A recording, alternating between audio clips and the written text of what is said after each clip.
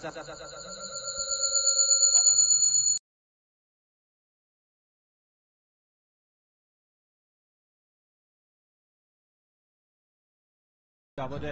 جلالی، مجتبی ممشلی، امین اسدی، سجاد سیاه کمری، محمد مهدی مهدیخانی، پویا گلدوست، حامد عسکری، مهدی داغر، امید سلطانی و محمد شریفی. شروع مسابقه هستش با قضاوت آقای رسول اولیایی از استان مرکزی. اهل شهرساز آرزوی موفقیت داریم با یک دست آبی پوشان تیم داماش گیلان و داماش بازی قبلیشو یکیش برده از مثل شهر بابک، اما شرایط جدول برای دو تیم کاملا متفاوت هست. تیم بسد در جایگاه هشتم جدول رده‌بندی رقابت ها قرار داره.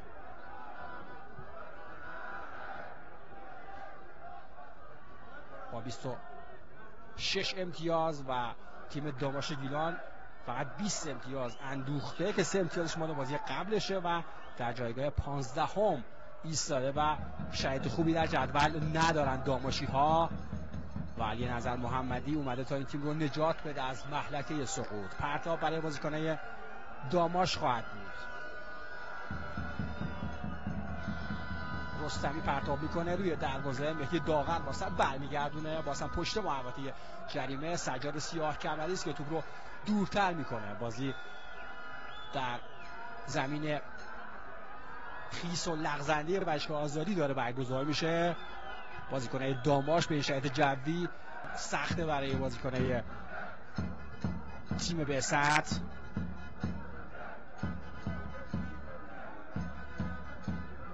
ارسال بلند به پشت محوطه جریمه.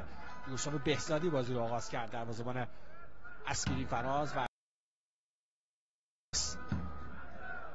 محمد جواد جلالی باید بازی رو آغاز کنه و البته سری رو در باشگاه قدیر سراج گذرن ساعت به داور اصابت کرد و بازی قطع میشه. باید با درا بال دوباره بازی آغاز بشه.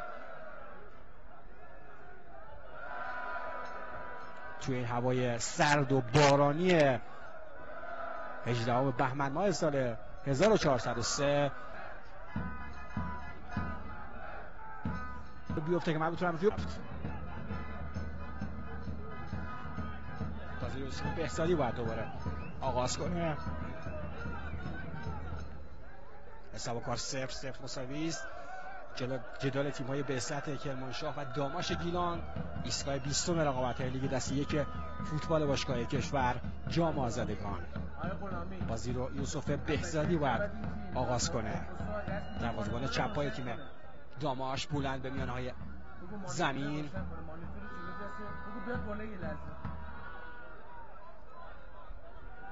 بسط ترکیب خودش رو کاملا دستخوش تغییر کرده در این فصل دوم رقابت‌های لیگ یک. محمد شریفی بازیکن سابق پرسپولیس هم به جمع بعثتی ها اضافه شده و در این مسابقه هم در ترکیب فیکس و اولیه بعثت قرار گرفته. با شماره 77 بازی میکنه توی مسابقه محمد شریفی.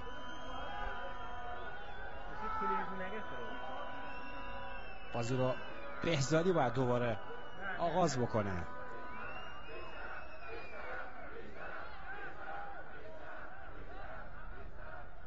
بازی در زیر بارش باران داره برگزار میشه. ارسال بلند به میانهای زمین، ضربه سر از محمد شریفی. مهدی داغر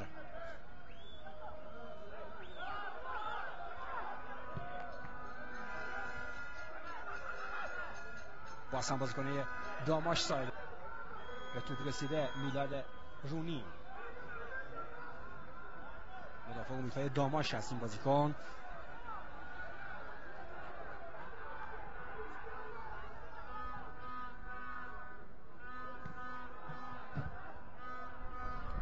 محمد شریفی به سطح مقابل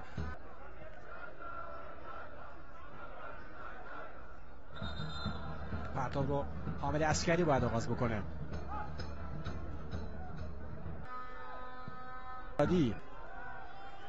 در جدول رده‌بندی رقابت‌های لیگ دسته یک هست دیگر تیم‌های جدول رده‌بندی هستند.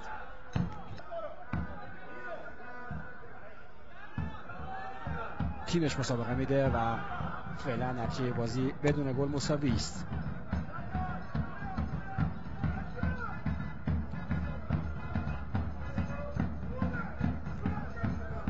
هم بهنام سراج و هم علی نظر محمدی انگیزه‌های بالایی دارن تا توی مسابقه پیروز بشن. ضربه سر از مهدی خانی، ارتباط قطع میشه. به لحاظ روحی و روانی و همینطور جایگاه جدول شاید بعثت بهتره توی این مسابقه، اما باید منتظر باشیم ببینیم در زمین بازی چه اتفاقاتی رخ خواهد داد. ضربه آزاد برای بازیکنه داماش به دست اومده. پشت محوطه جریمه محمد رستمی، در میانه میدان آرمان لطف خدا صاحب توپ هست. دوباره پاس رو برای لطف خدا، از سمت راست بازیکنان داماش صاحب توپ هستند. یه لحظه ارتباط قطع شد. دوباره رستمی میاره به سمت چپ خط دفاعی خودش. طاهر نژاد، توپ بیرون میره. پرتاب برای بازیکنان بعثت خواهد بود. حامد عسکری، مهاجم جوان با انگیزه و خلاق بعثت باید بازی رو آغاز کنه برای مهدی داغر.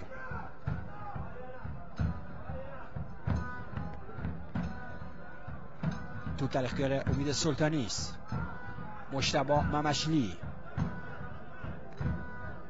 دوباره امید سلطانی. هفته گذشته نتایج عجیب و غریبی در رقابت لیگ یک اتفاق افتاد و تیمای بالانشین اکثرا یا باختن یا مساوی کردند. تیم سرنشین فجر یکیش به آیو اسلامشهر باخت. اسلامشهر صنعت نفت هم مقابل مس کرمان بدون گل متوقف شد. پیکان تیم سوم جدول، تیم چهارم جدول دیگه الان 2-1 مغلوب پالایش بندرعباس شد. سایپا هم که در جایگاه دوم قرار داره مقابل شهرداری آستارا متوقف شد. یه ارسال روی دروازه، این سمت توپ مستقیم به بیرون رفت. پرچم کمک داور هم در سمت مقابل به نشانه آفساید بالا رفته بود. بازی رو علیرضا حیدری باید آغاز کنه. تماشاگران خونگرم کرمانشاهی ایستاده مسابقه رو تماشا میکنند. چهره میاد یزدانی رو در تصویر دیدید. مهاجم 32 ساله و سابق سپیدرود رشت. بازی رو حیدری باید آغاز کنه. ارسال بلندش به پشت محوطه جریمه حریف. پرتاب باز هم برای بعثت خواهد بود. حامد عسکری باید پرتاب رو آغاز کنه.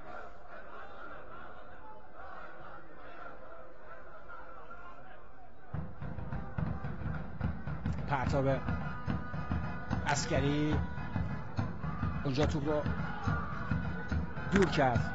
آرمان لطف خدا. علیرضا حیدری به توپ رسیده. دروازه‌بان بعثت بهنام سراج در کنار زمین صحبت میکنه با بازیکن تیمش. بازی فوق العاده حساسی رو شاهد هستیم. حامد عسکری این مسابقه همه نگاه ها رو در لیگ یک به خودش معطوف کرده به خاطر تقابل علی نظر محمدی، سرمربی سابق تیم بعثت، در مقابل شاگردان سابق خودش که الان سرمربی داماش نظر محمدی. در سمت مقابل بهنام سراج انگیزه‌های زیادی داره تا با پیروزی توی مسابقه شایستگی خودش رو به عنوان سرمربی بعثت ثابت بکنه. مهدی داغر صاحب توپ هست. پاس رو به عقب برای امید سلطانی. احمد الجبوری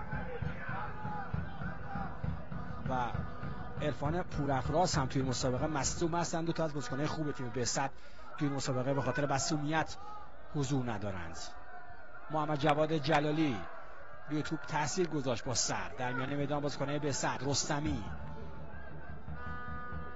شرایط جوی کارو سخت کرده به لحاظ تاکتیکی و فنی برای بازیکن بسط، مخصوصا بسطی ها، برای بازیکن دو تیم در واقع، مخصوصا بسطی ها که با این شرایط آب و هوایی توی کرمانشاه خیلی آشنایی نداشتن تا الان.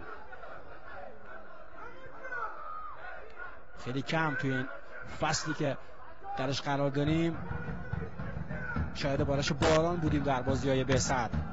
همه مسابقات بدون استثنا در شرایط جوی خوب و در یک هوای آفتابی برگزار شده. مجتبی ممشی در خط دفاعی برای محمد شریفی، بازیکن جدید تیم بسط، بازیکن سابق پرسپولیس، به لحاظ یارگیری و نفر کاملا شاید خوبی پیدا کرده تیم بسط کرمانشاه. باید ببینیم که در نتیجه گیری چه عملکردی خواهد داشت. موقعیت برای بازیکن بسط میانن به سمت راست، آفساید هم گرفته نشده. حامد عسکری صاحب توپ رو بازیکن مقابلش عسکری هر دو رو با یه حرکت جا میذاره، سانتری دروازه خطرناک میفرسته توپ رو. یوسف بهزادی توپ از آن خودش کرد. این هم تماشاگران مشتاق کرمانشاهی که حرکت خوبی انجام داد. حامد عسکری با یه حرکت دو بازیکن رو محو کرد و توپ هم فرستاد روی دروازه که بهزادی توپو گرفت. بلند به میانهای زمین حریف. مجتبی ممشلی ضربه سر میزنه. اون طرف پویا گلدوست به دنبال توپ حرکت کرد که تعادلش به هم خورد. اعتراض هم کرد بازیکن بسط به تصمیم کمک داور که اوت گرفت و خطا نگرفت برای بسط. مهدی داغر، توپ دوباره به بیرون میره و پرتاب برای داماش خواهد بود. 18 دقیقه از زمان مسابقه رو سپری کردیم. حساب کار 0-0 مساوی است. ایستگاه 20 رقابت‌های لیگ دسته یک فوتبال باشگاه کشور، بسط در مقابل داماش. آقای رسول اولیایی رو در تصویر دیدید، داور اهل شهرستان محلات استان مرکزی. مجتبی ممشلی توپش نرسید با حامد عسکری. شک نکنید که اگر مسابقه در یه هوای بارونی برگزار نمی‌شد شرایطش خیلی متفاوت بود. موقعیت برای میاد یزدانی، اونجا تو فرس بازیکن بسط گرفته میشه. پاس برای سجاد سیاه کمری از سمت راست. سجاد اطرافشو نگاه میکنه این بازیکنی هست اونجا پاس بهش بده یا نه. حامد عسکری نزدیکش میشه، سیاه کمری میفرسته، خوبم فرستاد. اونجا در خط دفاعی بازیکنای داماش توپو دفع کردند.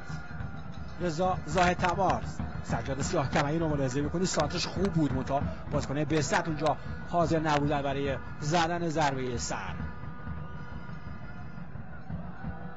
در میانه میدان توپ در اختیار سید محمد میری است. تماشاگران کرمانشاه یک صدا تیم بسط رو تشویق میکنن. یه پاس به داخل محوطه آفساید هم نیست، سانتری دروازه که توپ یه مدافع بسط اصابت میکنه و روانه کرنر میشه. از سمت راست باید اولین کرنر بازی روی دروازه بسطی ها فرستاده بشه. آقای اولیایی میاد صحبت میکنه با داور چهارم. ببینیم که چه تصمیمی میخواد اتخاذ بشه توی این صحنه. محمد جواد جلالی رو ملاحظه میکنید.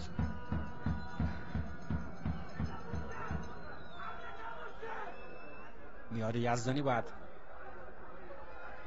ضربه کرنر رو بفرسته.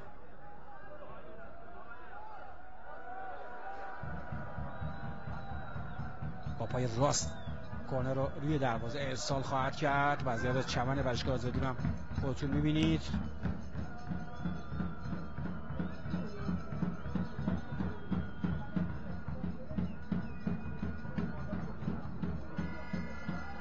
این چمن دیگه برای روزها و ماه‌های آینده دیگه به صورت خودرو شرایطش بهتر خواهد شد.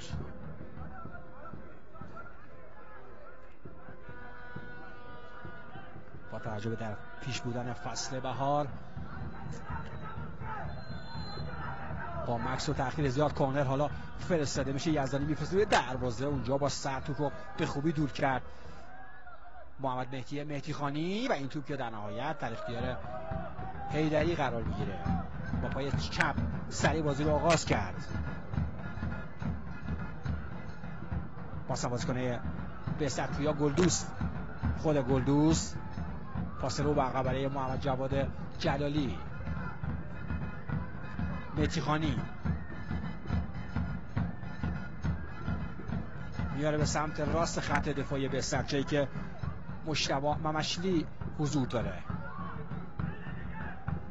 محمد شریفی، مهدی خانی، حالا پاس برای حامد عسکری، آفساید هم نیست. خود حامد عسکری یه پرتاب میتونه بگیره برای بهزاد. سریع بازی رو آغاز میکنه برای مهدی خانی. سلطانی دوباره مهدی خانی،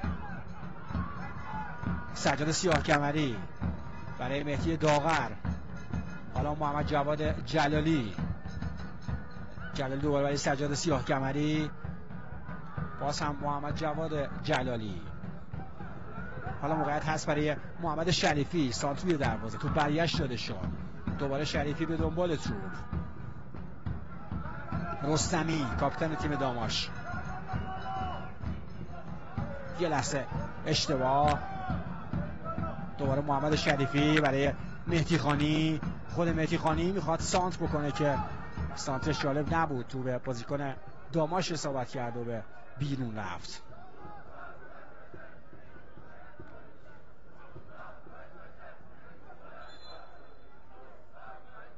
محمد شریفی رو ملاحظه میکنید، بازیکن سابق پرسپولیس که از خریدهای جدید بهزاد به حساب میاد و امروز در ترکیب ثابت بهزاد قرار گرفته. علی نظر محمدی رو ملاحظه میکنید.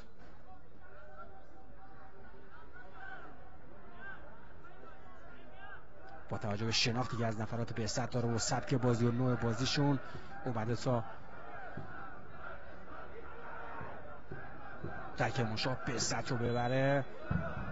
بهزادی ها هم انگیزه فوق العاده بالایی برای بردن تیم مربی سابقشون دارن. یه حسابی دروازه خطرناک توی رسه دفع شد، واسه موقعیت برای محمد شریفی که قبل از او یه مدافع به نام محمد سجاد قلیبه‌ای توپو دور کرد.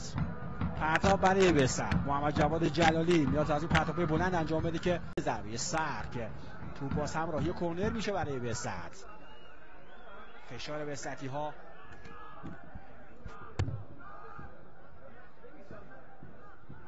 کماکان ادامه داره.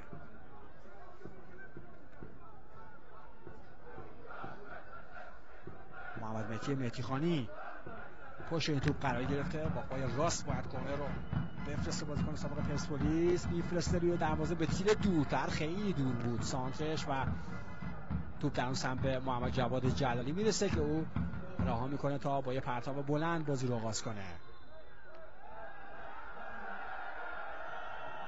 خب به خاطر مسئولیت یکی از بازیکن‌های داماش داور مسابقه بازی رو متوقف میکنه تا به وضعیت بازیکن مصدوم رسیدگی بشه و بعد جلالی بازی رو با پرتاب آغاز کنه.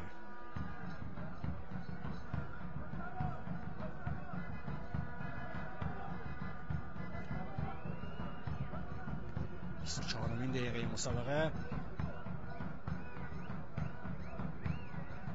بازی نسبتاً پرتحرکی رو شاهد بودیم، اما تا این لحظه توپی از خط دروازه ها نگذشته. بسیار چهره مضطربی داره این چهره بهنام سراج. من داشتم به سراج نگاه می‌کردم که کارگردان برنامه ذهن منو خون و تصویرش رو نشان داد. خیلی مضطربه سراج. فرض کردم سه امتیاز مسابقه براش حیاتیه، فکر کنم اگه میخواد بمونه روی نیمکت بهزاد باید این بازی رو ببره. سراج یوسف بهزادی رو ملاحظه میکنید، دروازه‌بان داماش گیلان. او میدونه کاکین ورزشگاه سخته براش در مقابل بهزاد کرمانشاه و تماشاگران پرشور و خونگرمش. محمد جواد جلالی دورخیز کرده تا پرتاب رو انجام بده برای بهزادی ها. حالا میفرسته، خوبم فش به توپ ضربه زدند. اونجا محمد سجاد قلیبه‌ای است که توپو دورتر کرد. پرتاب از مهدی داغر برای امید سلطانی، پاس به سمت راست. نه سجاد سیاهکمری و نه حامد عسکری هیچ کدوم به این توپ نرسیدند. بازی رو از کنار دروازه باید آغاز بکنن بازیکنای داماش. مجتبی ممشید رو ملاحظه می‌کنید، مدافع راست تیم بسط. چند گل خوب تا این لحظه از روی نقطه پنالتی برای بسط در مسابقات امسال به ثمر رسونده. ببینیم که آیا در این مسابقه تقابلی روی نقطه پنالتی با این دروازه‌بان یوسف بهزادی خواهد داشت یا خیر. بهزادی چپ پا ارسالش به میانهای زمین، اونجا ضربه سر رو به خوبی زد بازیکن بسط محمد شریفی. مهدی خانی دوباره شریفی بدون سان کنه، سانت اون دروازه خوب فرستاد، باز هم مدافعین تیم داماش شوت رو به بیرون زدن. خوب داره بازی میکنه بسط مقابل داماش. باز هم مهدی خانی پشت ضربه کرنر. تماشاگران خوشحالن از نو و سبک بازی بسط. با پای راست باید بفرسته بازیکن سابق پرسپولیس توپو روی دروازه داماش.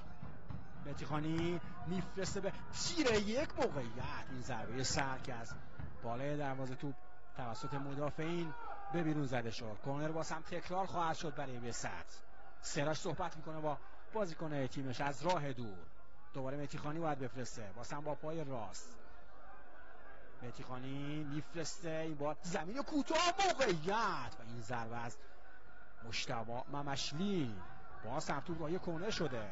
سومین کرنر پیاپی بسطی‌ها. باز هم مهدی خانی میخواد بفرسته. آیا این کرنرها بالاخره نتیجه خواهد داد یا خیر؟ باز هم میفرسته، این بار به تیر اول ارتباط قطع شد. رستمی از تیم داماش به دنبال توپ. دو بازیکن بسط روی توپ میاد، توپ هم میگیرن. حامد عسکری خطا به نظر میرسید، داور متوجه خطا شد و با مکس و تأخیر در سوت خودش دمید.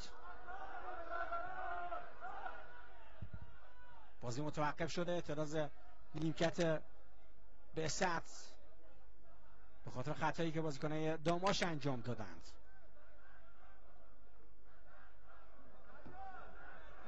ضربه آزاد برای بسط شکل گرفته. از سمت راست باید روی دروازه فرستاده بشه.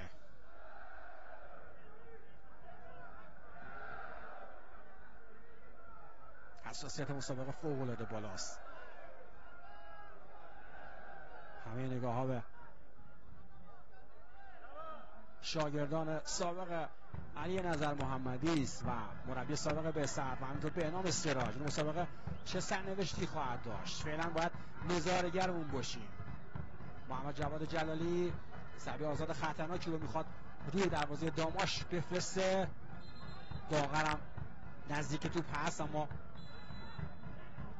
جلالی میخواد بفرسته با پای چپ. بفرسته خوبه، فرستاد موقعیت برای بازیکن بسط. باز هم توپ برگشت داده شد. اونجا با سر توپو دور کرد امیر محمد سیمانپور و توپی که در نهایت به بیرون زده میشه. حملات پیاپی و دامنه‌دار بسط منجر به گل نشده تا این شادچی بسط. فقط 20 سال سن داره حامد عسکری.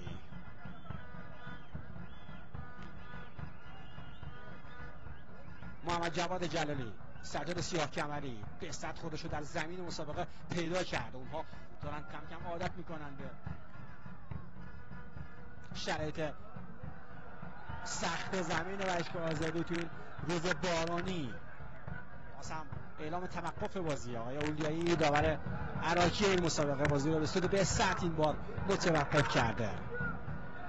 خطا برای پویا گلدوست انجام شد، بازیکن سابق تیم سایپا که این نیم فصل برای بسط در رقابت لیگ یک بازی خواهد کرد. بسط تیم خوبی بسته و خریدهای عالی داشته در این فصل رقابت‌های لیگ یک. شرایط جدول هم یه جوریه که بسط حتی امیدواره بیاد جمع مدعیان. الان با تیم دوم جدول فقط 9 امتیاز فاصله داره بسط. هر چیزی محتمل هست در ادامه رقابت‌های لیگ یک به شرط اینکه بسط قدر این بازی‌های باقی مونده رو بدونه و بتونه امتیازهای لازم رو از اونها کسب بکنه. باز هم ضربه آزاد برای بسط. محمد جواد جلالی کپا پشت توپ قرار گرفته. یارگیری نفر به نفر پشت محوطه میفرسته جلالی به روی دروازه، موقعیت ضربه سر مشتبه ممشلی در دستان یوسف بهزادی قرار گرفت. دروازه‌بان اردبیلی تیم داماش سریع بازی رو آغاز میکنه. بازی بسیار پرهیجان و پرتحرک داره دنبال میشه. توپ میدان در اختیار بسط هست. محمد شریفی بازیکن سابق پرسپولیس خوب بازی کرده. اول حضور خودش در تیم بسط خطا مشخص بود، با تأخیر در سوت خودش کردید آقای اولیایی و اعلام خطا کرد. با هر سوت داور علی نظر محمدی اعتراضش آماده است و سریع بروزش هم میده.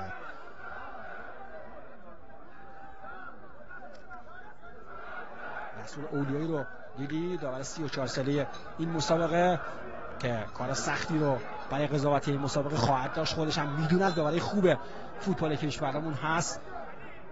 بازی رو علیرضا حیدری باید آغاز کنه. همه بازیکنان بسط در زمین داماش مستقر هستند. با پای چپ میفرسته حیدری به پشت محوطه جریمه موقع تیم بسط و سجاد سیاه کمری که بازم بهزادی از دروازه بیرون میاد و توپ رو جمع میکنه.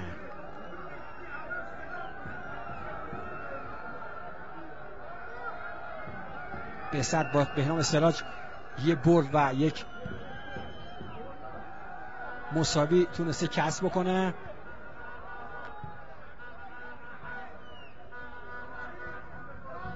در پنجمین مسابقه که روی نیمکت تیم بسط قرار داره. علی نظر محمدی هم یه مساوی و یه برد داشته با داماش از زمانی که روی نیمکت این تیم قرار گرفته. به عنوان سرمربی باز هم بازی متوقف شده. بارش باران قطع شده در ورزشگاه آزادی.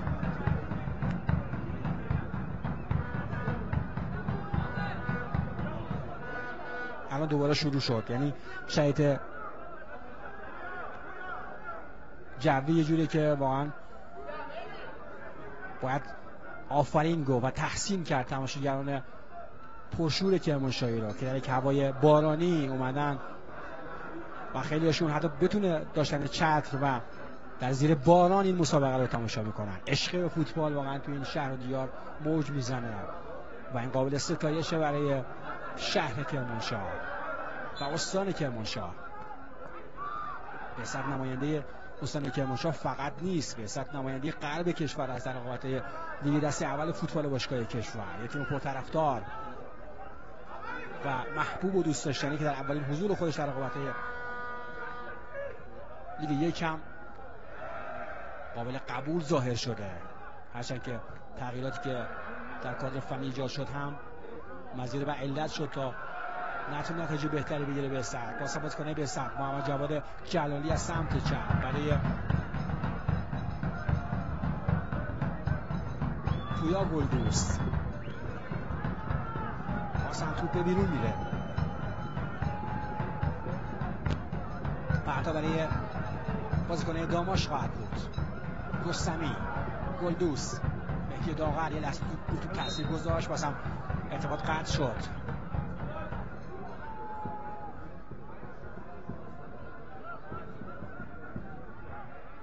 سی و 35 دقیقه از زمان مسابقه گذشت. جدال تیم‌های بسط کرمانشاه در مقابل داماش گیلان در اسکای 20 رقابت لیگ دسته یک فوتبال باشگاه کشور که بازی با تساوی بدون گل داره دنبال میشه. بازی خوبی رو تو این شرایط داریم تماشا میکنیم. بسط کاملا برتر و سرتر بوده از طریق خودش به لحاظ فنی و درصد مالکیت توپ، اما نتیجه مسابقه بدون گل مساوی است.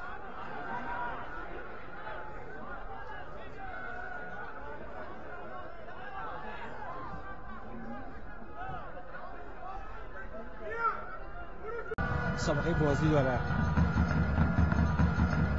بهنام سراج مثلا بازیکنه تیم داماش ارسال روی دروازه خطرناک کرد، خوب خودش رسون به تو اونجا. گلدوز واسم ساعت خطرناک توی دروازه، این موقعیت این ضربه که از بالای دروازه بی‌دقتی محض به بیرون زد محمد سجاد قلی بیگی. ضربه رو یه جوری زد که باورش نمیشد تو اون موقعیت صاحب توپ شده. فول ضربهش رو زد و توپش بی‌ثمر از کنار دروازه به بیرون رفت.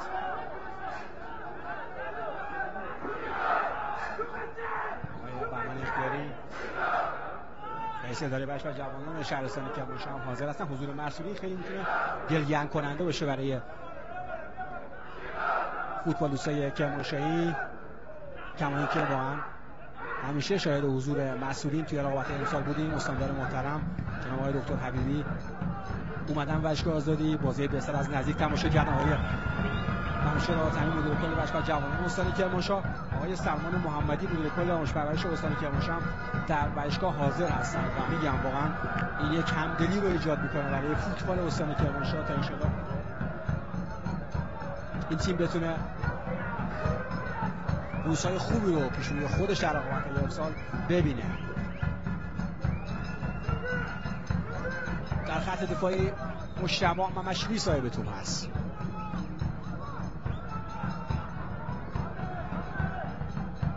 یه پاس به سمت راست برای حامد عسکری، به توپ رسید حامد عسکری. چقدر خوبه این بازیکن، این با توپش بازیکن حریف رسید، توپ دور میشه.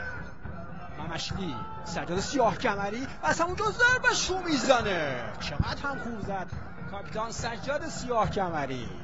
از بالای دروازه خطرناک توپ این بازیکن به بیرون رفت. بازی‌های سجاد سیاه کمری برای بعثت از مرز 300 بازی گذشته و او یکی از بازیکن‌های با سابقه و با تجربه بعثت به حساب میاد. بهزادی ضربه سر از حامد عسکری با قامت کوتاهش ضربه سر زد. داور دور بود از صحنه، به کمکش نگاه کرد که کمکش خطا نگرفت. یه پرچمی هم زد بعدش. ببینم که چه تصمیمی گرفته آقای رسول اولیایی. اگه دوستان تصویر آهسته رو نشون بدن اونجا معلوم میشه چه اتفاقی رخ داده توی این فاصله که بازی متوقف است و فکر نکنم حالا شروع بشه. تصویر آهسته برای میتونه نشون بده که چه اتفاقی رخ داد.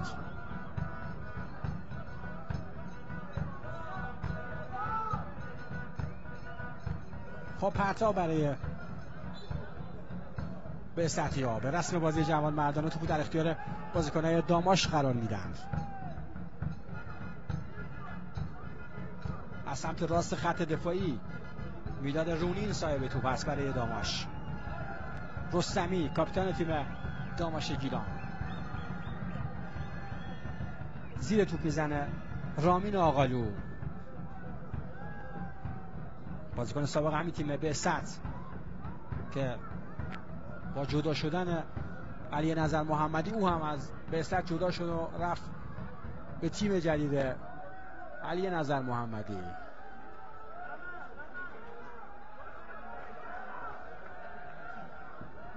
چهل دقیقه از زمان بازی گذشت، کمتر از 5 دقیقه به انتهای وقت معمول این مسابقه حساس زمان باقی مونده. یوسف بهزادی باید بازی رو آغاز بکنه. آروم و قرار نداره علی نظر محمدی. به نام سراج هم دقیقا همچین وضعیتی داره در کنار زمین. سجاد سیاه کمری برای امین اسدی، یه لحظه لیس خورد، یه نگاهش هم به داور بود که خطا بگیره که خطا نگرفت. مجتبی ممشلی پاس به پشت مدافعین.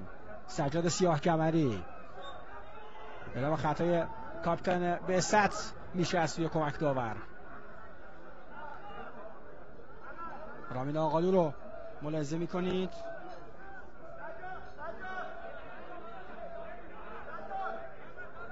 در تیم پارس جنوبی جمع هم بازی کرده، مدافع چپ پای تیم داماش، علاوه بر این که در ابتدای این فصل برای تیم بعثت بازی میکرد. نگاه ها رو به سمت این مسابقه جلب کرده. یه ارسال به پشت مدافعین، خروج علیرضا حیدری که البته توپ رو رها میکنه تا به بیرون بره و بازی رو از کنار دروازه دوباره آغاز بکنه.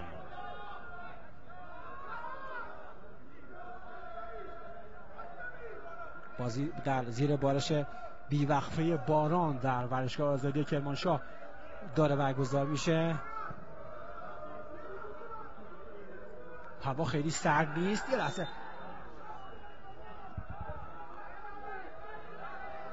داور خطای هند امین اسدی رو گرفت. خب درخواست کرد که کارت زرد بده به امین اسدی اما خودش کارت گرفت. رستمی کاپیتان تیم داماش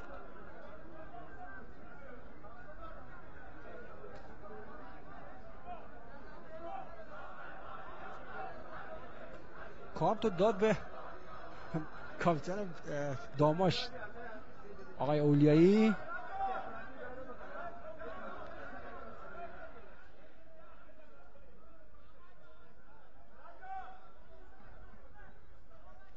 همون ضربه سری که امین اسدی زد و مگر از روی تصویر آهسته ما تشخیص بدیم که از دستش هم استفاده کرد. حالا برشکل بازی رو بازیکنان داماش باید دوباره آغاز کنند. 43 دقیقه تا 2 دقیقه دیگر باید منتظر اعلام وقت‌های اضافه نیمه اول بازی باشیم.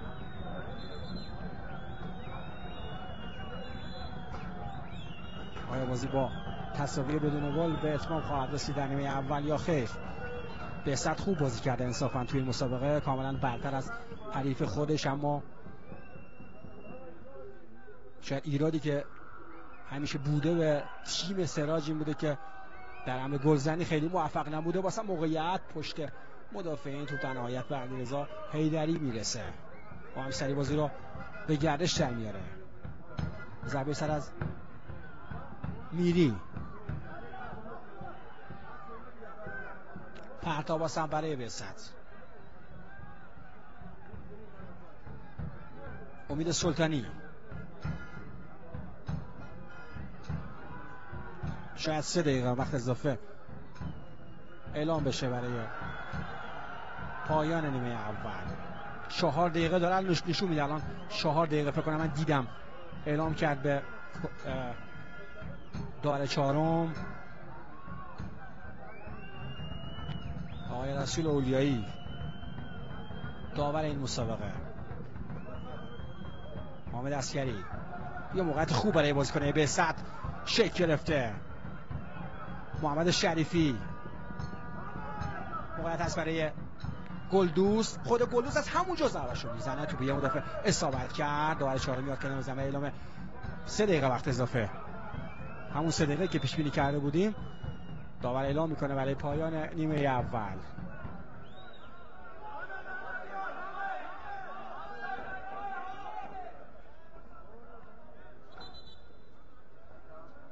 حتما بیننده ویژه برنامه گزارش ورزشی شبکه زاگرس باشین. نیمه دوم نیمه متفاوتی فکر کنم خواهد بود، شاید کاملا فرق میکنه. علی نظر محمدی رو ملاحظه میکنید.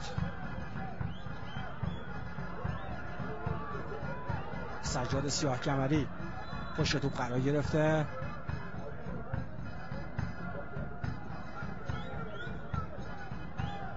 یارگیری نفر به نفر پشت محوطه، ارسال روی دروازه، موقعیت تا پشت محوطه جریمه، موقعیت برای جواد جلالی میفرسته روی دروازه. توپ روی کورنر شده یا خیر؟ نه، بازی ادامه داره. حالا توپ میتونه تبدیل به ضد حمله بشه برای بازیکنان داماش گیلان.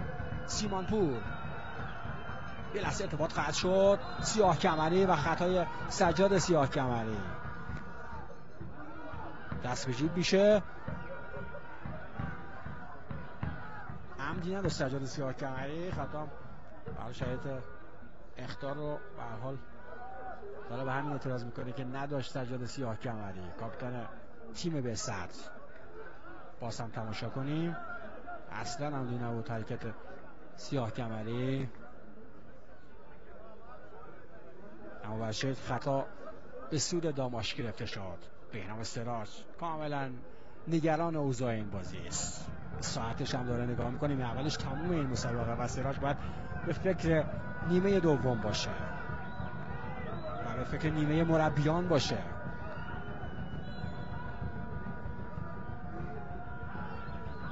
دو دقیقه از 3 دقیقه وقت اضافه هم سپری شد.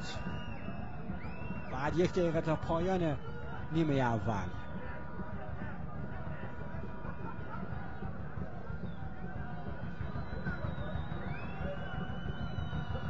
ارسال پشت محوطه جریمه، یه ضربه سر که اونجا به راحتی تو در اختیار علیرضا حیدری قرار گرفت.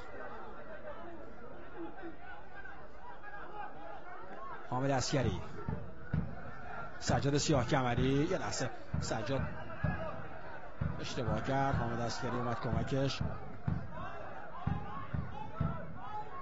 پرتاب از سجاد سیاه کمری راه میکنه برای حامد عسکری تا او پرتاب رو انجام بده.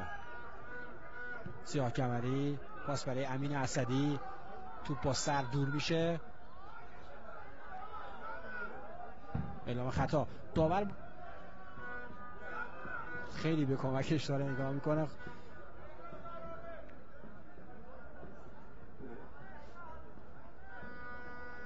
رامین آقالو رو ملاحظه میکنید، بعد از برخورد نگاه کرد به کمک حواسش نبود داور مسابقه.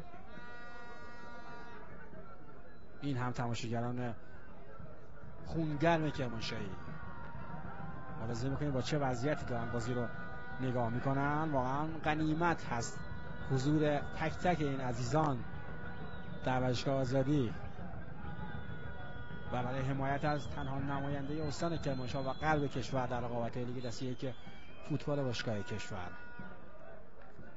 صد پایان مسابقه هم در نیمه اول به صدا در میاد. تساوی 0-0 بعثت و داماش گیلان. تصویر ایسر هم ملاحظه کردید که به چه ترتیبی توپ بیرون رفت. استراحتی کوتاه خواهیم کرد به اتفاق همکار عزیزم مستقر در ورزشگاه آزادی تا انشالله با آغاز نیمه دوم باز هم با شما خواهیم بود.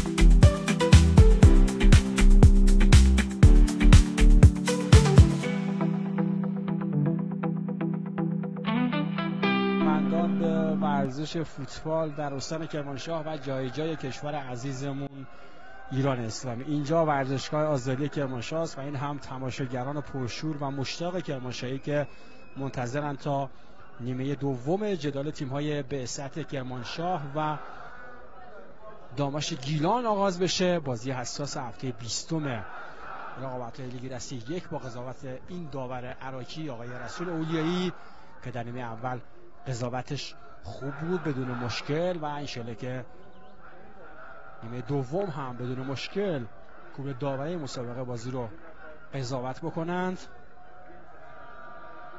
علی نظر محمدی و دستیاراش وارد زمین میشن. سرمربی سابق همین تیم بعثت که الان در تیم داماش حضور در واقع حاضر هست و این قضیه حساسیت مسابقه رو بیشتر و بیشتر کرده. تماشاگران خونگرم کرمانشاهی منتظرن تا در نیمه دوم بازی بعثت رو تماشا بکنند. اینجا هم صوت آغاز بازی در نیمه دوم به صدا در میاد. بازیکنان بعثت با پیراهن‌های قرمز رنگ از راست به چپ تصاویر تلویزیونی خواهند زد در مقابل یک دست آبی پوشان تیم داماش گیلان.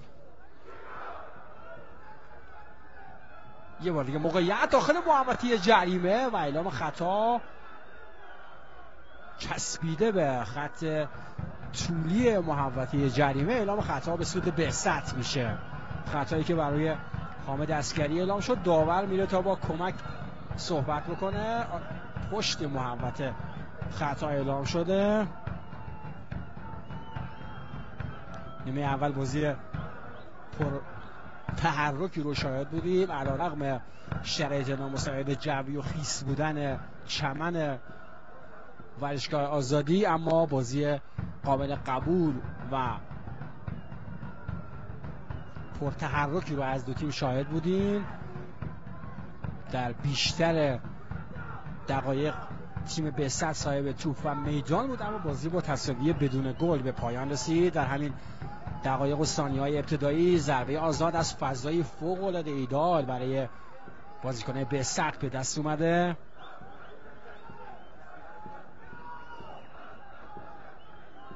محمد مهدی مهدیخانی پشت این توپ قرار گرفته. امید سلطانی هم اونجا هست به اضافه پویا گلدوست. حالا سلطانی و گلدوست میمونند. فضای فوق‌العاده ایدئالی است برای ارسال. داور با بازیکن دو تیم صحبت میکنه داخل محوطه جریمه.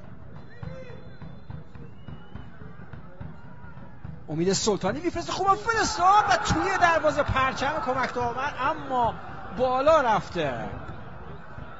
پرچم کمک داور بالا رفته. اعتراض امین اسدی و گل مردود اعلام میشه. تصویر آهسته و به ما بگه که اونجا چه اتفاقی رخ داد. دروازه باز شد، توپ رو لمس کرد اما داور پرچم زد و اونو مردود. با هم تماشا میکنیم. این لحظه بود که البته توی نما چیزی مشخص نبود. اگر دوستان نمای بازتر رو بدن، آقای یونس پورشکری تهیه کننده و کارگردان محترم برنامه نمای بهتری رو بدن، ممنون میشیم که ببینیم چه اتفاقی اونجا رخ داد. توپ یه بازیکن در بین راه، اون نفر آخری که توپو در واقع لمس کرد و روش تاثیر گذاشت، بکنم اون بازیکن. یه بار اینجا تماشا کنیم. امید سلطانی توپو فرستاد، زمینی و غافلگیر کننده هم بود ضربش.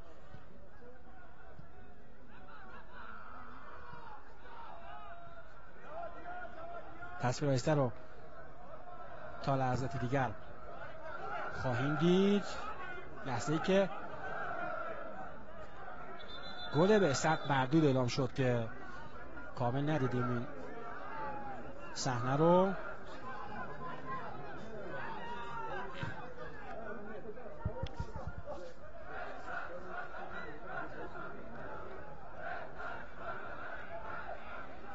خب یه گل بهست مردود اعلام شد. یوسف بهزادی باید بازی رو آغاز کنه.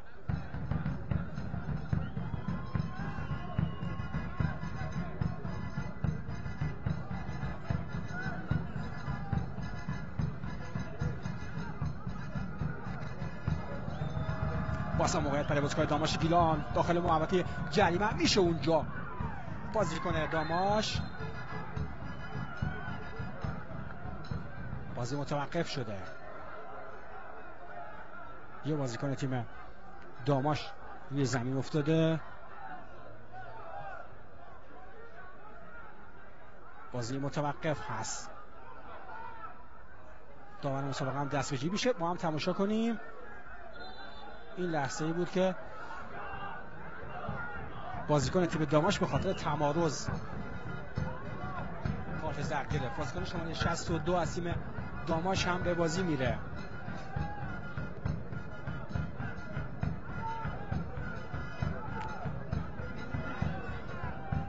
مهداد حیدری اولین بازیکن تعویضی تیم داماش بود که به بازی رفت.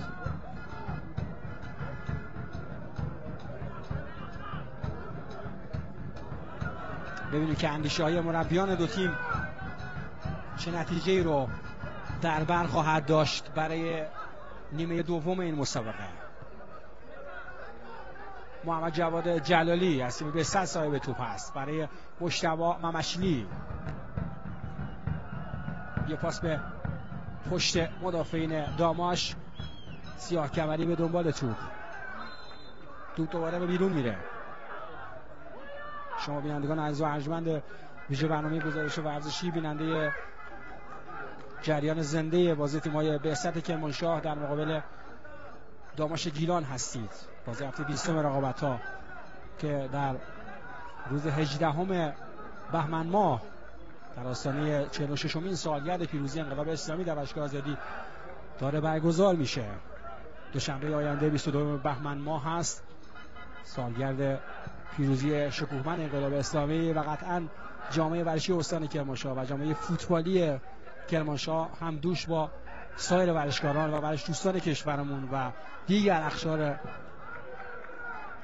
کشورمون و مردم وفادار ایران اسلامی در روز 22 بهمن حضوری حماسی کم نظیر و دشمن شکن خواهند داشت.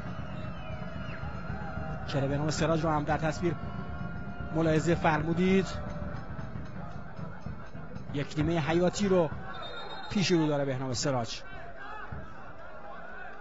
تیمش نیمه اول انصافا خوب بازی کرد، کاملا بهتر و سرتر از حریف گیلانی خودش، اما گلی نزد. نیمه دوم هم که گلش آفساید شد مقابل حامد عسکری. خود حامد عسکری سرعتش فوق العاده است، میبره به سمت راست برای مهدی خانی. دوباره خود حامد عسکری پشت محوطه جریمه، باز هم اعلام خطا و توقف بازی برای بعثت. ما هم تماشا میکنیم، سرعتش فوق العاده است. اینجا هم چاره ای نداشت جز اینکه خطا کنه طاهر نژاد مدافع تیم داماش. اولین تعویض بعثت هم در راه است. مهدی شجاع میخواد به بازی بیاد. هافک 30 ساله و سابق کبیر مقوای یزد برای بعثت تا لحظات دیگر به بازی خواهد اومد بعد از این ضربه آزاد فوق العاده خطرناک که برای بعثت شکل گرفته. مهدی خانی پشت توپ قرار گرفته و پای راست میخواد بفرسته. فاصله ایدئال یارگیری نفر به نفر داخل محوطه جریمه. مهدی خانی بازیکن با تجربه،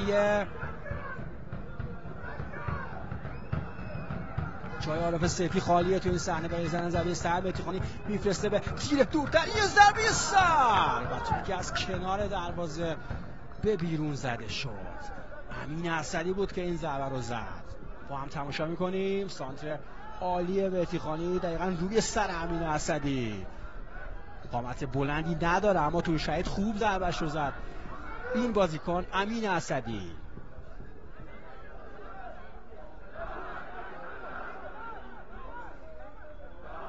بازیکن سابق داماش گیلان توپش با اختلاف نچندان زیاد از بالای دروازه به بیرون رفت.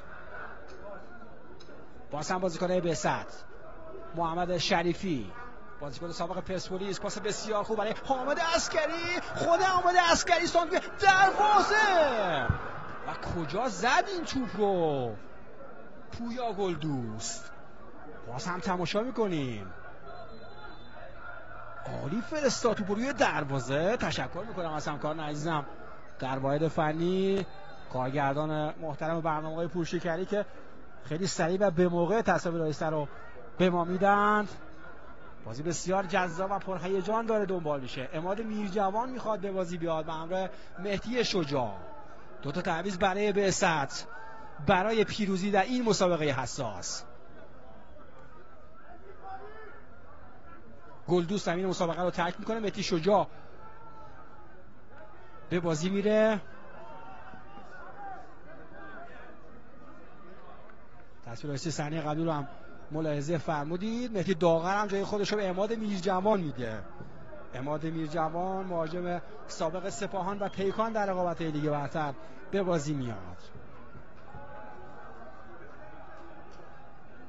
هرچه توی چنده داره رو میکنه به نام سراج تا بلکه بتونه توی این دقایق باقی مونده به 3 امتیاز این مسابقه دست پیدا کنه.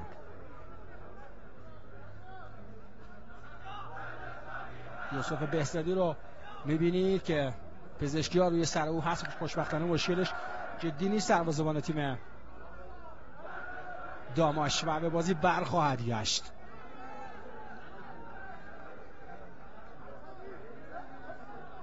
بهزادی، ارسال بلندش به میانهای زمین.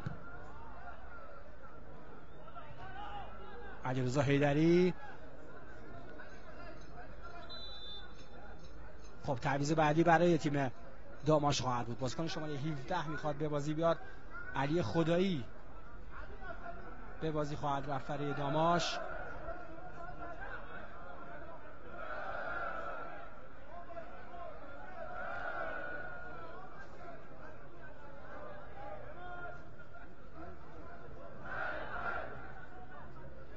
کنان طاهر نژاد از بازی بیرون میاد و علی خدایی به بازی میره به جاش. علی خدایی سابقه بازی در تیم پرسپولیس رو داره در کارنامه و از بازیکن‌های خوب تیم داماش هست. 10 دقیقه از زمان مسابقه در نیمه دوم هم گذشت و 55 دقیقه از کل بازی. دقایق باقی مانده فوق‌العاده سر ساز خواهد بود برای بازیکنان و کادر فنی.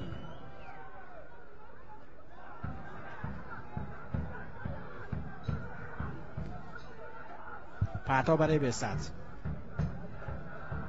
جلالی پرتاب میکنه. سجاد سیاه کمری راه میکنه برای جلالی. امین اسدی مشایعت میکنه اما توپ بیرون رفته.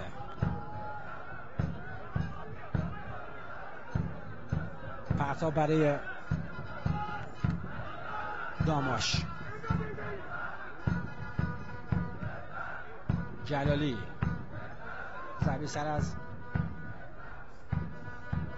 میلاد رونین. باز هم موقع برای امین اسدی از سمت چپ. خود اسدی توپو کماکان در اختیار داره. امین اسدی میخواد خطا بگیره. حالا تو در اختیار مهدی شجاع. رستمی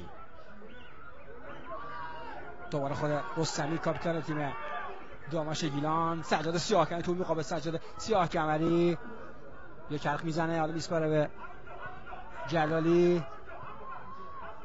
شریفی. سجاد سیاه کمری. امین اسدی و خطا برای امین اسدی. باز هم ضربه آزاد برای تیم بسط. ضربات آزاد پشت سر هم برای بسط در نیمه دوم. مهدی شجاع صحبت میکنه با داور مسابقه آقای اولیایی.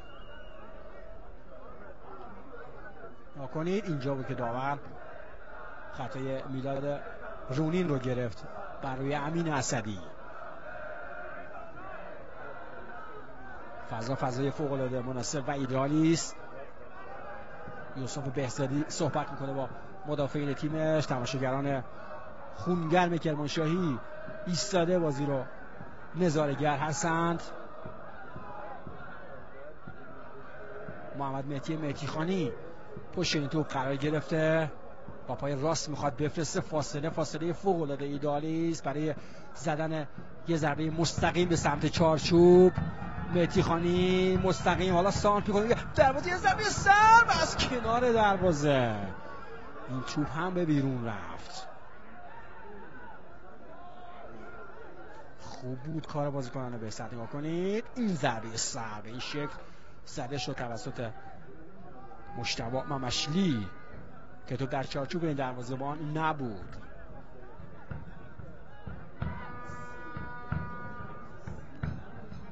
شصت دقیقه از زمان بازی گذشت بدون گل مساوی. بسط و داماش گیلان در ایستگاه 20 رقابت‌های لیگ دسته اول.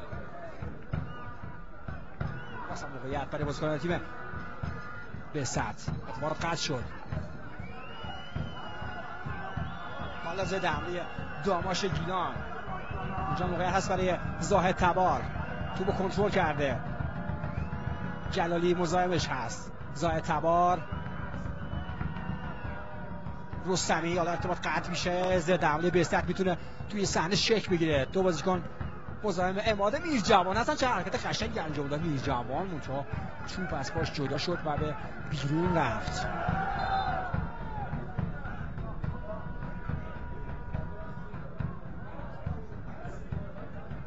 انصافاً بازی اگرچه گل نداشته اما بازی قشنگی بوده و پرتحرک. عماد میرجوان رو ملاحظه میکنید.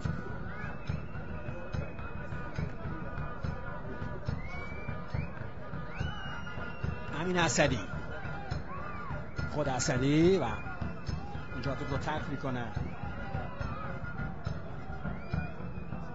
محمد میری. به نام سراج دل تو دلش نیست. تیمش خوب داره بازی میکنه، فقط گل نمیزنه. پرتاب از محمد جواد جلالی.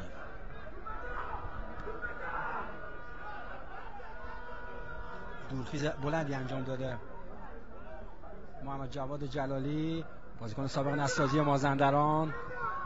توپش قطع شد.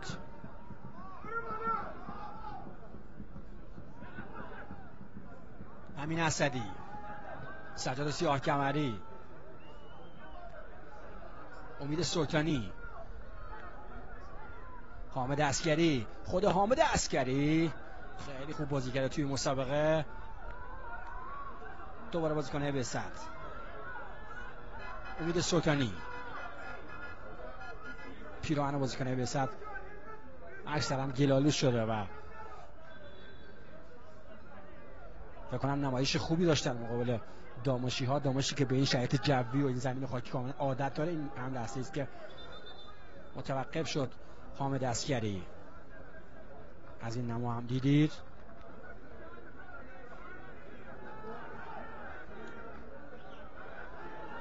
بازی متوقف شده.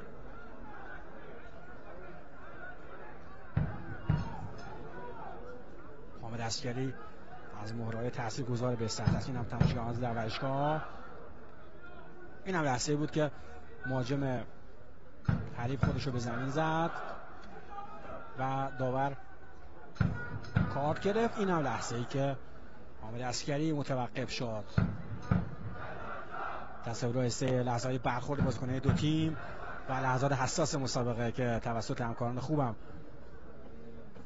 به نمایش گذاشته میشه توی این لحظات و دقایقی که بازی متوقف هست. اینم سانتر زمینی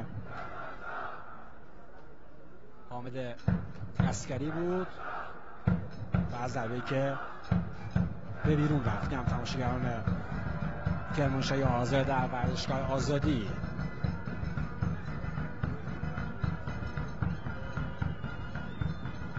مثلا اگر بتونه این مسابقه رو ببره، علاوه بر اینکه این جمعیت رو خوشحال خواهد کرد، در جدول رده‌بندی رقابت هم دو پله صعود خواهد داشت و تا رده ششم جدول میتونه بالا بره. شرایط جدول یه جوری که الان دیگه واقعا میشه به سطح رو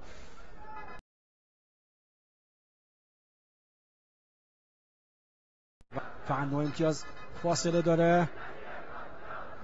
اما از این به بعد، از همین مسابقه به بعد، فرصت سوزی دیگه واقعا وقتش تمومه برای برسد اگه میخواد خودش رو برسونه به جمع تیمای مدعی صعود به رقابت‌های لیگ برتر. انصافا افشین حسنی مدیر عامل باشگاه خریدای فوق‌العاده انجام داده. شاید بهترین خریدها رو توی فصل،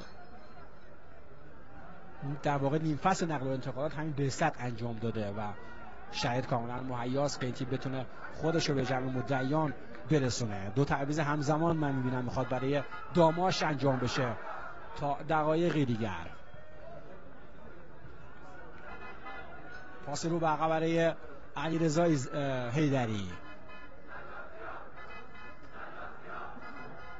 حیدری با پای چپ برای امین اسدی. خود اسدی و خطا برای امین اسدی. آره داور سود زد. بعد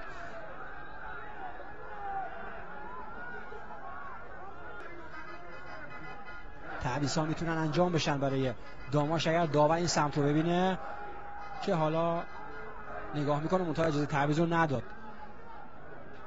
آیا اولیایی ضربه آزاد برای بسط. مهدیخانی میفرسته، خوب فرستاد مقابل عماد میرجوان، ضربه‌شو زد و تو در نهایت در اختیار یوسف بهزادی قرار میگیره.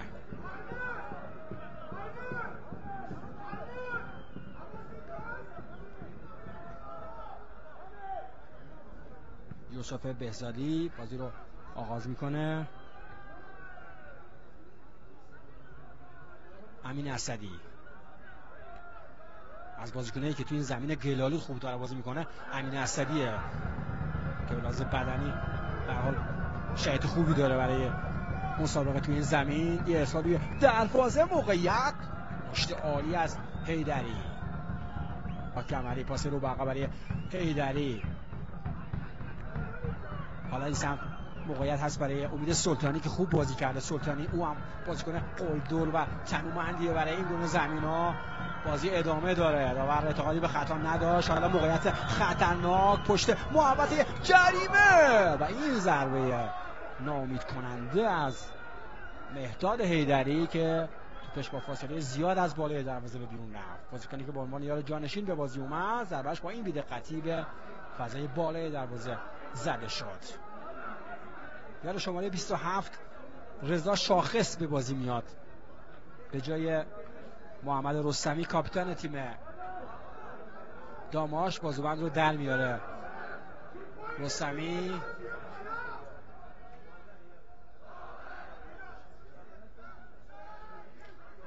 یار شماره 21 هم که امیر محمد سیمانپور باشه زمین بازی رو ترک خواهد کرد و به جاش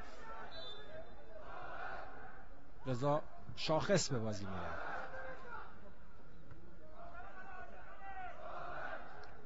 پس رضا شاخص و مرتضی اشکانی دو بازیکن جدیدالورود تیم داماش تو این دقایق هستند.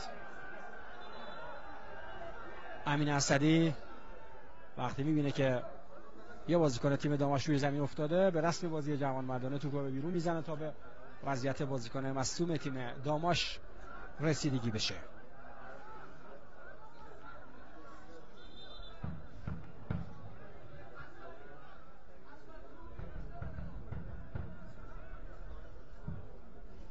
نیمی از نیمه دوم هم گذشت. فقط 22 دقیقه تا پایان این ماراتون زمان باقی است. تساوی توی این مسابقه کارو سخت میکنه برای تیم بهسط در ادامه رقابت ها. بهسط تیمو برای بالای جدول بسته و خریدایی که انجام داده در نیم فصل تیم رو برای ردای بالای جدول بسته، اما با این نتیجه که داره به دست میاد اصلا اوضاع مناسبی برای بهسط نخواهد بود.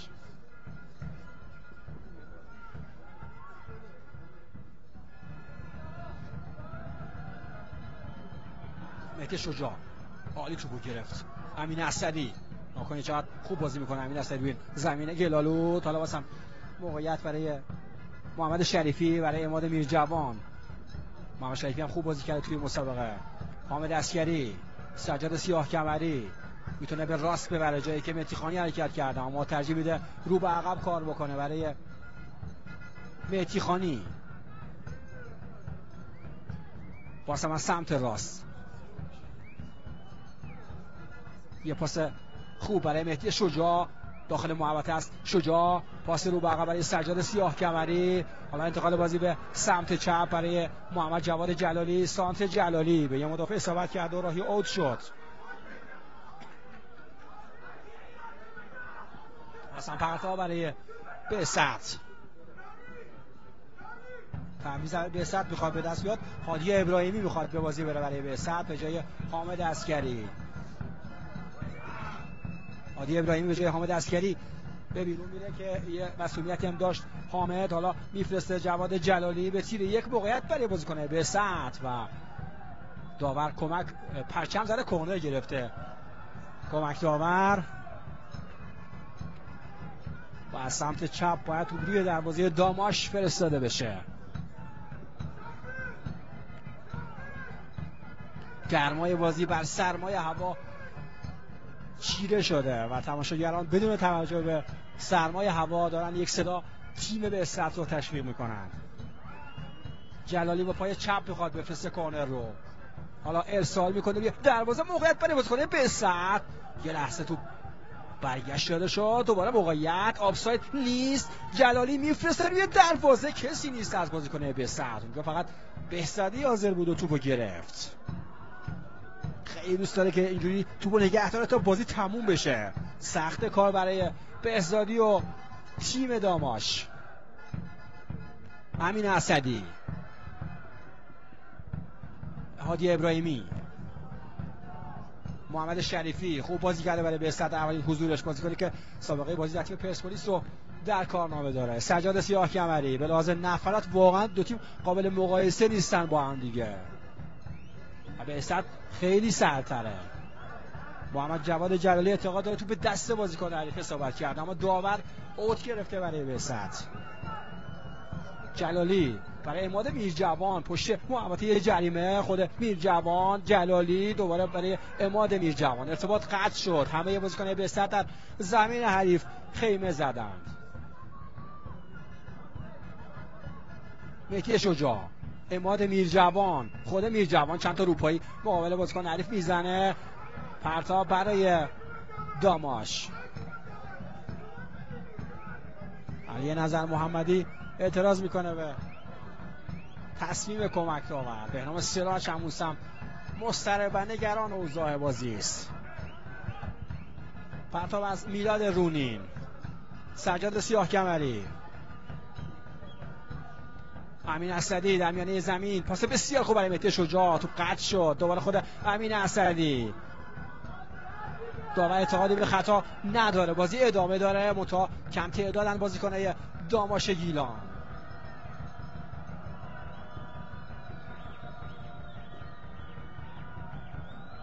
زاهد تبار،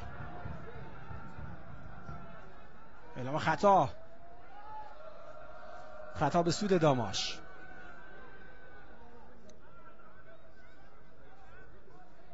با هم تماشا میکنیم. این لحظه است که داور خطای عادی ابراهیمی رو گرفت برای بازیکن داماش و ضربه آزاد برای تیم داماش به دست اومده.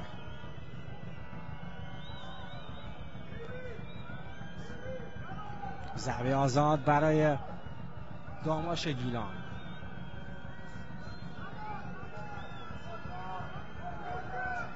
سید محمد میری پشت این توپ قرار گرفته. هافک 34 ساله و سابق نساجی در رقابت‌های لیگ برتر.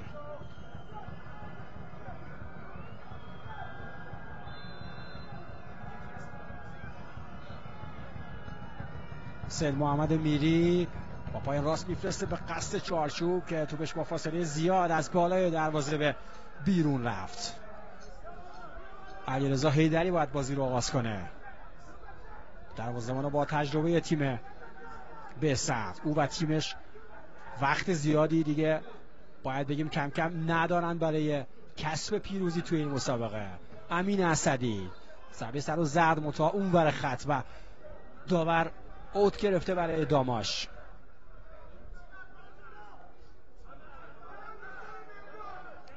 میلاد رونین باید پرتاب رو انجام بده. جلالی، سجاد سیاهکمری، واقعا حقش فقط پیروزی بوده و برد توی مسابقه داماشگی به سطح کرمانشاه و داماشی‌ها هم اینو به خوبی میدونند. تیم هماهنگی بوده توی مسابقه به سطح. منتها مشکل و معضل گلزنی تا باعث شده تا این نتیجه الان توی مسابقه حاکم باشه. مجتبی ممشلی حالا ضد حمله بازیکن‌های داماش رو با هم دیگه تماشا کنیم. خطرناک این موقعیت، پشت محوطه جریمه، آفساید بود اون بازیکن. آره توی آفساید بود بازیکنی که توپ اومد سمتش، داورم کمک در واقع کمک داور پرچم زد و آفساید گرفت. بازی رو علیرضا حیدری باید دوباره آغاز کنه. دروازه‌بان سابق مس کرمان باید بازی رو دوباره آغاز کنه. در مسابقات همزمان فرید سپاسی باید با نفت و گاز گشتاران مسابقه بده. یک کارت زرد هم داور نشون میده به علی نظر محمدی.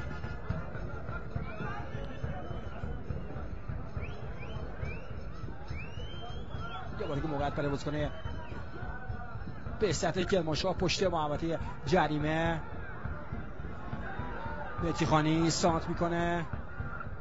یه باری که موقعیت مهدی شجاع داخل محوطه جریمه، بازی ادامه داره. حالا اون عماد میرجوان، نه مهدی خانی صاحب توپه، حالا برای هادی ابراهیمی داخل محوطه جریمه. خبری از خطا نیست، داور به کمکش نگاه میکنه منتها او پرچم نزده و بازی دوباره به جریان میفته. پاس رو به عقب، حملات پیاپی بازیکنان بهسر فعلا منتج به گل نشده و بازی 0-0 مساویه.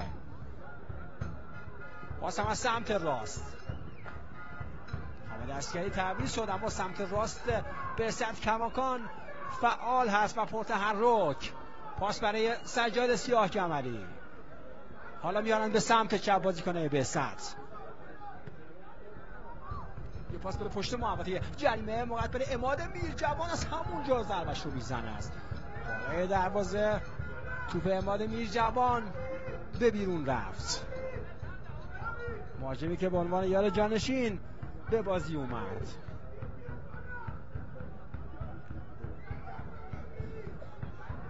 یوسف بهزادی باید بازی رو آغاز کنه. به امتیاز این مسابقه کاملا راضی این دروازه‌بان و هم تیمی های او. البته اونا چشم ضد عملات هم دوختن قطعا. مهدی شجاع به دنبال توپ، بالا توپ اونجا میخوابه محمد شریفی و داور مسابقه که بازی رو متوقف کرده.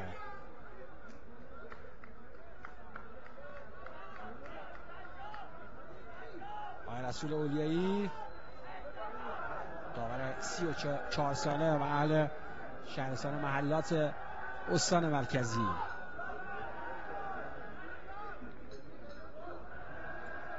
بازی رو تا این لحظه به خوبی مدیریت کرده. 78 دقیقه از زمان مسابقه گذشت بدون گل مساوی.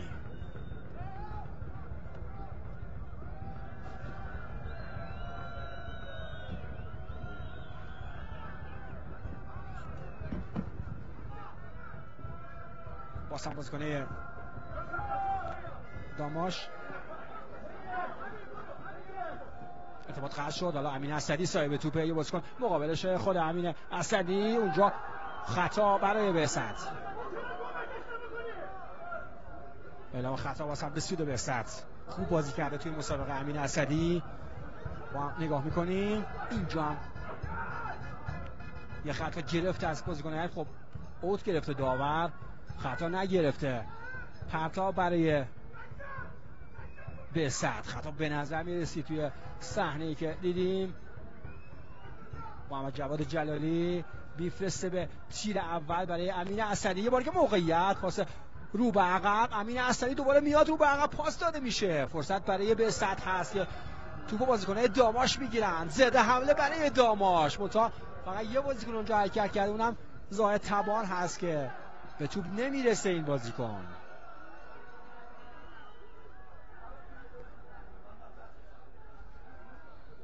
داماش داره یه امتیاز خوب میگیره از کرمانشاه با علی نظر محمدی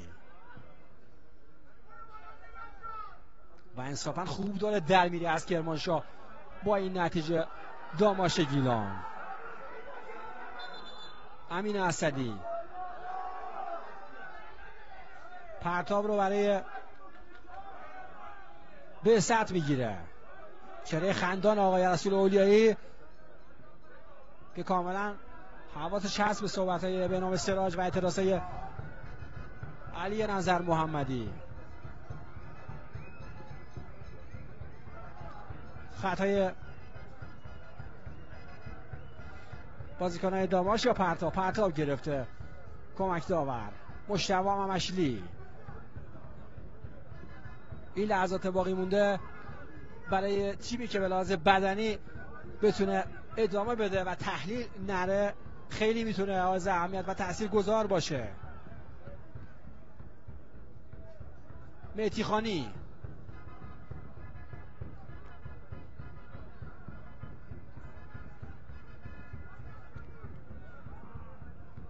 دوباره خود مهدی خانی به دنبال توپ، حالا بازیکن داماش، تکل عالی از امید سلطانی. خوب بازی کرده برای بسط و مسابقه امید سلطانی. مهدی شجاع فضای مناسب حرکت هست. امین اسدی حرکت کرده به دنبال توپ. اسدی توپو با خطا از زیر پای بازیکن حریف گرفت. این نظر داور مسابقه است.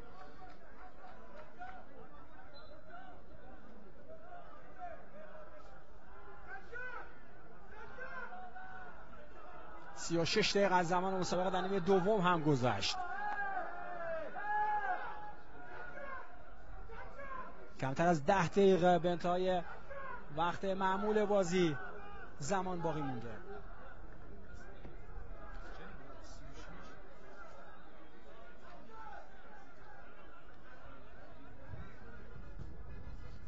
به نام استراج هم به ساعتش نگاه میکنه.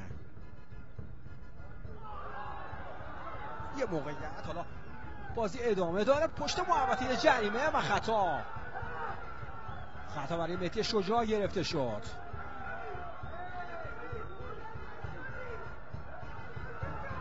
باز هم تماشا میکنیم. این لحظه بود که خطا کاملا مشخص بود برای مهدی شجاع.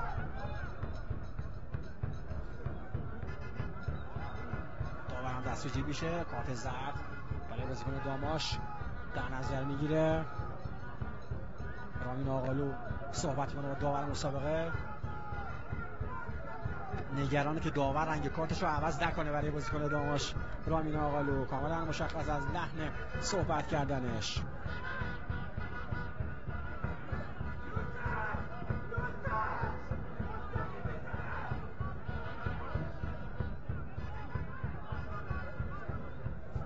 این هم تماشاگران حاضر در ورزشگاه آزادی تو این سرمایه 18 بهمن 1403 در ورزشگاه آزادی کرمانشاه برای حمایت از تیم شهرشون حاضر شدن و ایستاده بازی رو تماشا میکنند. آیا به صد مزد این بازی خوب خودشو در ورزشگاه آزادی خواهد گرفت یا خیر؟ باز هم ضربه آزاد برای بسط. این بار مجتبی ممشلی پشت این توپ قرار گرفته. به استادی رو ملاحظه میکنی دیگه مهدی خانی و محمد جواد جلالی نمیزنن. این بار مجتبی ممشلی با پای راست میفرسته روی دروازه. یک ضربه صعب. این توپی که از کنار دروازه به بیرون میزنه. این توپ دیگه چرا گل نشد؟ امین اسدی دیگه چی میخواست از این موقعیت خوب؟ عالی فرستاد مجتبی ممشلی. ما هم نگاه میکنیم. خیلی خوب فرستاد. امین اسدی ناشیانه توپو به کنار دروازه فرستاد. بازی هر چقدر گل نداشته جذاب بوده، پر تحرک و پر موقعیت و پر هیجان و پر التهاب. دست به جیب میشه داور مسابقه و کارت زرد نشون میده به بازیکن بسط.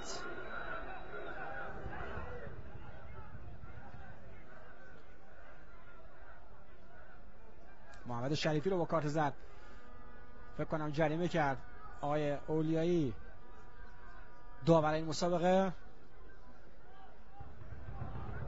85 دقیقه گذشت. فقط 5 دقیقه به پایان این بازی پرهیجان و این ماراتون حساس. ارسال بلند رامین آقالو. ضربه سر امید سلطانی. ممشی توپو دور میکنه. پاسم بازیکن داماش پشت محوطه جریمه. جلالی اصلا امان ندادن به بازیکن داماش به سطحیات توی این مسابقه. به سطح توی این بازی همه کار کرده فقط گل نزده.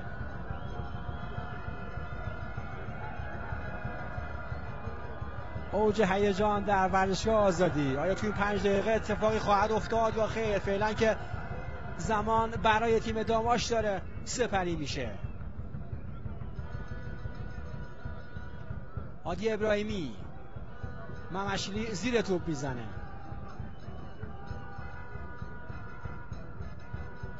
دوباره خود ابراهیمی. بسط به دنبال 3 امتیاز هست و در کسب 3 امتیاز مسابقه. پاس بسیار خوب برای امین اسدی. آفساید هم نیست. خود اسدی توپ اوت شده. آره اوت برای داماش. داماش داره برای بقا می‌جنگه در رقابت لیگ یک و بهزاد تلاش داره خودش رو به جمع مدعیان برسونه با این خریدای خوبی که انجام داده. محمد جواد جلالی برای علیرضا حیدری. مهدی شجاع به دنبال توپ. خود شجاع پرتاب برای بهزاد. 86 دقیقه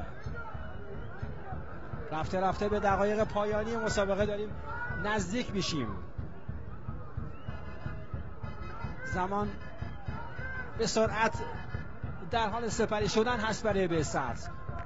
محمد جواد جلالی میفرسته اونجا توپو دور میکنه زاید تبار. حالا موقعیت برای مهدی خانی. ارتباط قطع شد. باز هم بازی کنه بهزاد توپو میگیرند. کاملا برتر و سرتر بازی کردن در مقابل داماش. اونا فقط گل نزدن توی این مسابقه. ابراهیمی یه ارسال خوب روی دروازه. عماد میرجوان قبل از او مدافع داماش به توپ ضربه زد. پرتاب برای بهزاد. تماشاگران و کسانی که در جایگاه ویژه مستقر هستند ایستاده بازی رو تماشا میکنند. محمد جواد جلالی باید پرتاب کنه. پرتاب جلالی به داخل محوطه موقعیتی به بهزاد. شریفی و باز هم بازی متوقف میشه برای تیم داماش. 88 دقیقه. بارش باران هم رفته رفته داره شدید میشه در ورزشگاه آزادی کرمانشاه.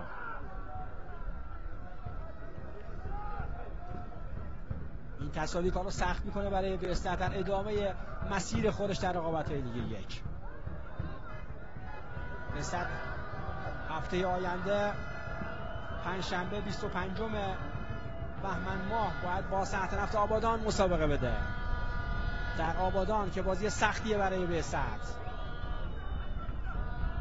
هفته بعدش یعنی هفته 22 چهارشنبه اول اسفند ماه در همین ورزشگاه باید به مصاف تیم آریوی اسلام شهر بره.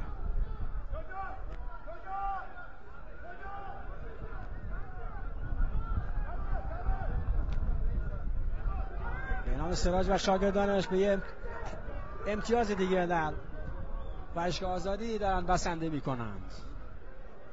دوباره یه موقعیت برای امین اسدی که توپ در اختیار بهزادی قرار گرفت.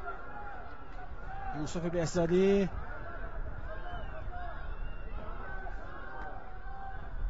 به یه امتیاز این مسابقه خیلی راضیه. سجاد سیاه کمری یه لحظه اشتباه. حالا موقعیت ضد حمله پشت محوطه جریمه. موقعیت برای بازیکن داماش. آفساید.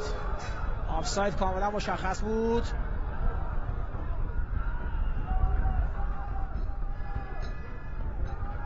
با هم نگاه میکنیم.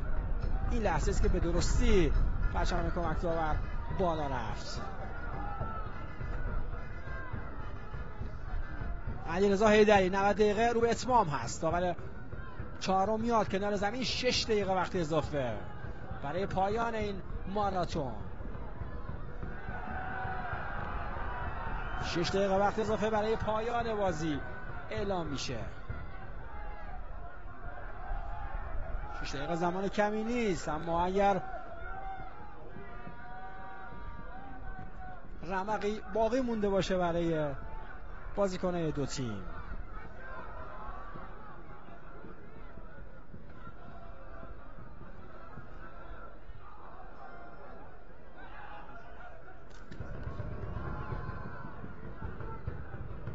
واسه بازیکن بهزاد. سجاد سیاه کمری و اعلام خطا. خطا برای امید سلطانی گرفته شد که از بازی خوب خودش رو انجام داده.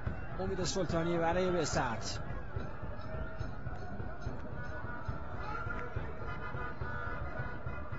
بارش یک پارچه باران در ورزشگاه آزادی در روزی که بهزاد کرمانشاه مقابل داماش زمین گیر شده و داماشی که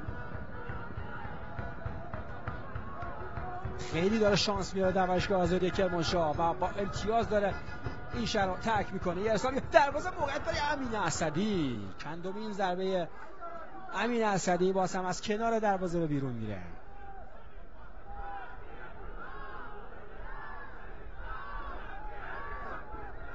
با هم تماشا میکنیم این لحظه ایست که از کنار دروازه ضربه امین اسدی به بیرون رفت.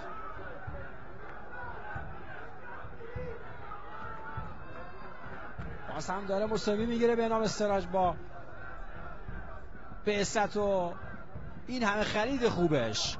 سجاد سیاه کمری، فوتبال و حوادث اون باید منتظر این دقایق باقی مونده هم باشیم. باز هم از سمت راست سلطانی،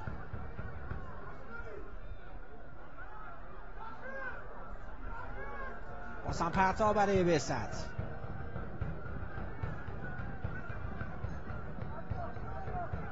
محمد متیخانی راه میکنه برای محمد جواد جلالی. 2 دقیقه از 6 دقیقه وقت اضافه هم گذشت.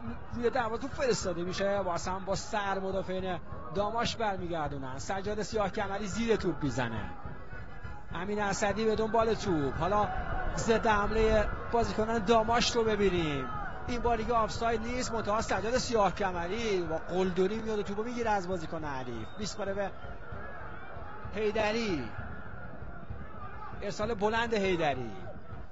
موقعیت برای امین اسدی، آفساید هم نیست. اسدی به دنبال توپ. سراسیمه مدافع داماش رو دور کرد و اینجا هم توپ مهدی شجاع اصابت کرد و پرتاب برای داماش خواهد بود.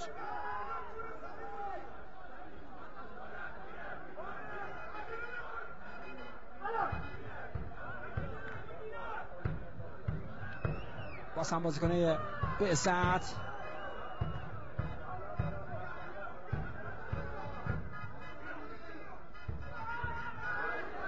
بازی ادامه داره. شریفی پشت محوطه جریمه.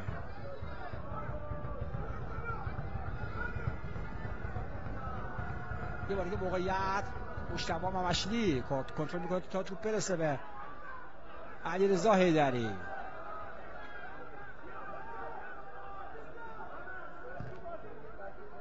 افشین حسنی شاید بعد از این مسابقه تجدید نظر بکنه روی کادر فنی خودش.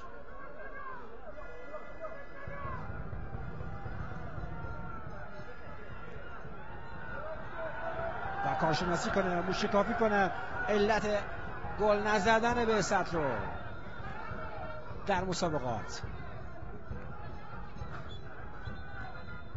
بعثتی که خوب داره بازی میکنه، کاملا مسلط بر بازی، سرتر از حریف خودش، اما در گلزنی ناکام. آقای اولیایی تماشاگران زواشگاه ملازم، آقای اولیایی صحبت میکنه با داور چهارم. یه مطلبی رو داور چهارم بهش گفته، میره به سمت کادر فنی تیم داماش. کارت قرمز نشون میده به یکی از کادر فنی تیم داماش، اما این اخطار و این کار دردی رو از بعثت و نتیجه اون دوا نخواهد کرد. 5 دقیقه از 6 دقیقه وقت اضافه هم در حال سپری شدن هست. ثانیه‌های پایانی این 5 دقیقه رو داریم سپری میکنیم.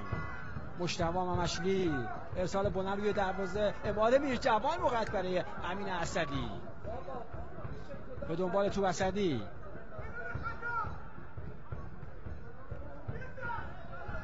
جلالی.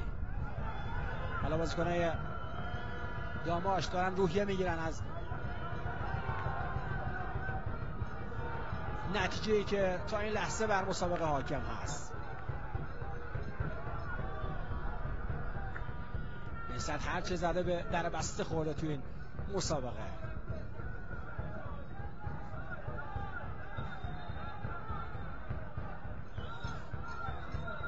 علی نظر محمدی رو ملاحظه می‌کنید، کاملا راضیه به این امتیاز در کرمانشاه. من یه تشکر ویژه بکنم از همه همکاران عزیزم مستقر در باشگاه آزادی که مشاهده مختلف صدا و سیمای مرکز که همکاران عزیزمون در واحدهای فنی، ماکروویو، فرستنده‌های تلویزیونی،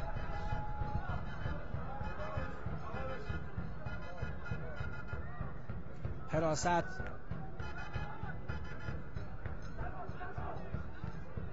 ترابری و همه عزیزانی که کمک کردن تا این مسابقه فوتبال رو از زنده و مستقیم تقدیم حضورتون بکنیم. سود پایان بازی به صدا در میاد. تساوی 0-0 تیم‌های بعثت و داماش گیلان در ایستگاه 20 رقابت‌ها. من تشکر می‌کنم از همراهی شما بینندگان عزیز و ارجمند و به اتفاق همه همکاران پرتلاش هم مستقیم